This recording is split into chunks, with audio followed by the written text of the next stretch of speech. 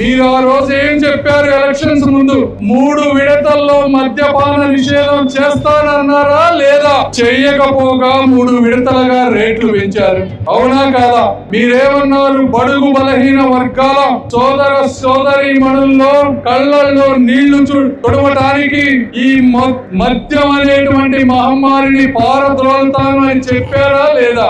మరి ఈ రోజు ఏమవుతుందయా నీ వాగ్దానం అని చెప్తా ఉన్నాను. కల్తీ మద్యం మత్తులో ఈ రోజు యువత అందరూ వివేకం మర్చిపోయి పాపం అమాయక జనులు నిద్రపోతూ ఉంటే మరి నీకు గుండె కదలడం లేదా అని అడుగుతా ఉన్నా. ఈ డబ్బు సంచులు నువ్వు 70% కమిషన్స్ తీసుకుంటున్నావు. ఇది ప్రపంచంలో ప్రతి ఒక్కరికి తెలిసినటువంటిది. ఎక్కడ చూసినా ప్రపంచం అంతా, ఇండియా అంతా డిజిటల్ మనీ అయిపోతా ఉంటే కేవలం మందు షాపుల్లో డిజిటల్ మనీ ఎందుకు లేదు అని అడుగు.